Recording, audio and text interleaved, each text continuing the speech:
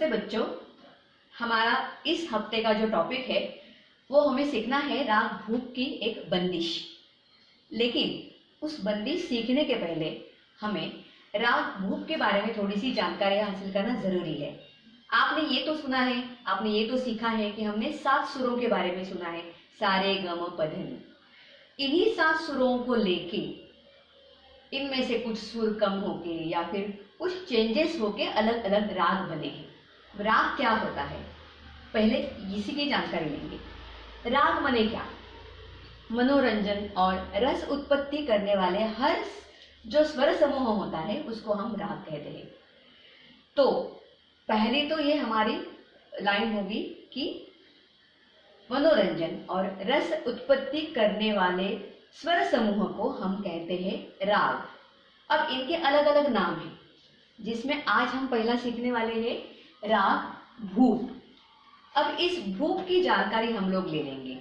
क्या है, देखो, इस राग में म और नी ये स्वर वर्जित है। जो हमारे 7 सुरे सारे गम पध नी, इसमें से म और नी ये 2 स्वरों को इस राग में नहीं लिया जाता है। वर्जित माने इस राग में उनका स्थान नहीं है। सो बाकी बचे 5 सुर, सा रे ग प और ध। ठीक है, तो ये जो 5 स्वर है वो भी सारे के सारे शुद्ध स्वर होते हैं।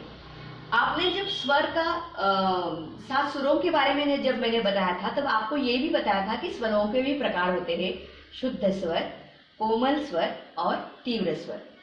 तो इस राग में सारे के सारे स्वर शुद्ध होते हैं। जाति ओढ़ो ओढ़ो। अब जाति का मतलब ये है कि रागों में आने वाली स्वरों की जो संख्या है उससे उसकी जाति बनती है। ओढ़ो माने 5 स्वर। अब यहाँ मैंने 2 बार ओढ़ो इसलिए लिखा है क्योंकि आरोह में भी 5 स्वर है और अवरोह में भी 5 स्वर है। कभी कभी कुछ रागों में ऐसे होता है कि आरोह में कुछ स्वर कम होते हैं लेकिन अवरोह में सारे सुर होते हैं, तो उसकी जाति जो है वो बदल जाती है। ये ओढ़ो ओढ़ो लिखने का मेरा जो ये मैंने लिखा है वो इसीलिए लिखा है कि आरोह और अवरोह दोनों में ही 5-5 सुर है, इसलिए इसकी जाति बनी है ओढ़ो। जैसे मैंने बताया आपको कि ओढ़ो मतलब 5 सुर, ये आपको मैं लिख के देती हूँ बाद में। ठाठ कल्याण। ठाठ का मतलब ये होता है कि ये ऐसे ही नहीं बनता है राग, किसी राग का सुरों का आधार लेके दूसरा राग बनता है। मेरे ख्याल से मैंने एक उदाहरण आपको पहले दिया था, जैसे हम अपने माँ बाप के कुछ गुण लेके बनते हैं तो उसमें कई सारे ऐसे जो कॉमन गुण होते हैं, जैसे मम्मी के जैसे आपकी नाक होती है या पापा के जैसी आंखें होती है, तो ये जो है ये उनके गुण आप में आ गए हैं। तो वैसे ही ये ठाठ मतलब ये जो राग है, इस राग के कुछ गुण लेके हमारा ये दूसरा राग तैयार हुआ है, इसलिए इसको कहते हैं ठाठ या जनक राग। क्या कहते हैं? जनक राग या ठाठ कहते हैं, या इसको मेल ऐसे भी कहा जाता है। ठीक है, तो ये जो राग भूप है ये हमारा कल्याण ठाठ से उत्पन्न हुआ राग है, यानी कल्याण ठाठ की जो विशेषताएं है ये लेके ये राग भूप हमारा बना हुआ है।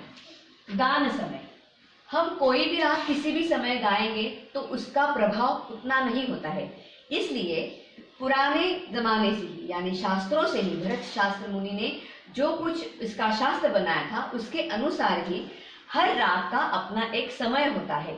और इस राग का गान समय है रात्रि का प्रथम प्रहर, यानी रात्रि का प्रथम प्रहर मतलब शाम 6 से 9 बजे तक। ओके, मैं यहाँ आपको ये लिख के देती हूँ। रात्रि का प्रथम प्रहर मतलब शाम 6 से 9 तक। यहाँ भी मैंने ओढ़ो का आपका लिखा था। ओढ़ो का मतलब है 5 स्वर। ठीक है, ओके। हाँ, वादी और संवादी। अब वादी और संवादी क्या होते हैं? वादी स्वर मतलब इस राग का महत्वपूर्ण स्वर। मतलब क्या होता है, जैसे आपके स्कूल में मैंने कहा है कि आपकी क्लास में बच्चे तो बहुत सारे होते हैं लेकिन एक कोई बच्चा ऐसा होता है जो आपका मॉनिटर बनता है, बराबर है। वैसे हमारे राग का ये मॉनिटर स्वर है, यानी महत्वपूर्ण स्वर। इसको हम लोग बार बार गाते हैं। इस राग में जब हम गाते हैं, जब इसके स्वर समूह तैयार करते हैं, तो इस स्वर का उपयोग बहुत ज्यादा से ज्यादा किया जाता है। और इस स्वर के साथ संवाद साधने वाला जो स्वर होता है उसको कहते हैं संवादी, यानी वादी के साथ साथ इस सुर को भी महत्व दिया जाता है। और ये स्वर है ध, यानी धैवत। सो वादी स्वर यानी महत्वपूर्ण स्वर इस राग का जो है वो ग है, और संवादी स्वर ध है। बाकी सारी माहिती आपको समझ में आई है।